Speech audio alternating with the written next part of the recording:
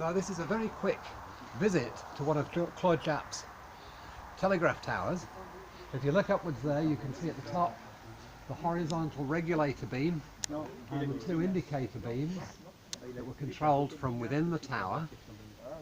These towers being spaced around 8 to 10 kilometres apart. This particular tower is at a place called Baccon, which is near Orléans, and it's part of the data transmission line spanning from Paris all the way to Bayonne, which is on the border with Spain. The tower was built in 1823, but has been restored painstakingly much more recently.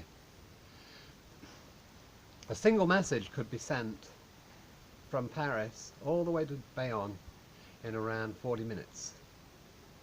That's a single signal, not a long transmission. Obviously a long transmission of a message would take significantly longer, but very impressive for the period of the 1800s. So you might be wondering, what's the relevance of the work undertaken by Claude Japp so long ago?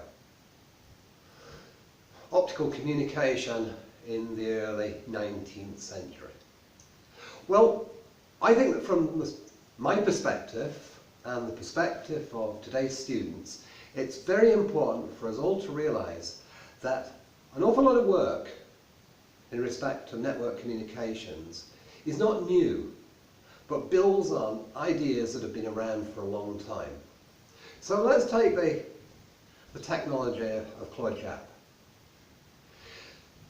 He had to sort out many things: data transfer, synchronization or handshaking, error detection and error correction, even rudimentary encryption techniques. These were all things that he had to put in place in order to get messages sent across France and even outside France through, for example, Italy. He had to deal with other things as well. The routing of data. Routing, crucial in respect of today's internet. The inclusion of metadata, a term we use all the time in respect of current networking techniques. But very important, metadata. An operator, for example, a message could be coming along the line, and at some point a decision has to be made as to whether it should be routed in this direction or routed in that direction.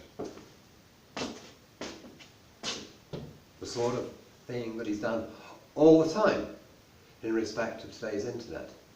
So I believe in looking back, we can gain a knowledge, a profundity of knowledge, which is very important, to realise that ideas that we use today have been around for a long time, implemented in different ways, and for sure, if we look at Claude Japp's communication, the actual speed of message transfer was very, very low. But we have to compare it to what was going on at the time. This was a time when there were no trains, there were no cars. If you wanted to send a message, it had to be sent by a rider on a horse, taking days to get from Paris to the border of Spain.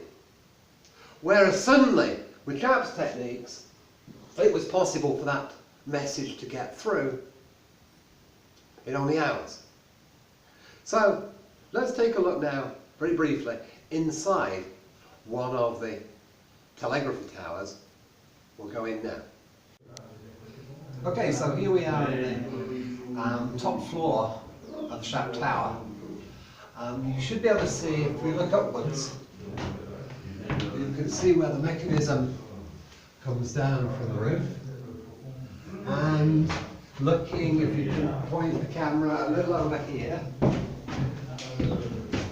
you can see right up in here, you can see the telescope device that the operator would look through. He would be up there, there's another floor, or there should be another floor, so he would be looking through there to see another tower at a distance of 8 to 10 kilometres away. So in that direction he would be looking out there, way into the distance, to see the semaphores from another tower. And if you just look on this little model, You can see the regulator beam, the two indicators, the pulley arrangement, and then the handle arrangement down here whereby that's operated.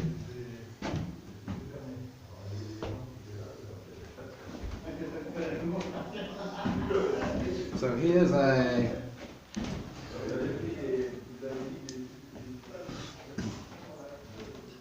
diagram showing the layout. We've come up these various floors here.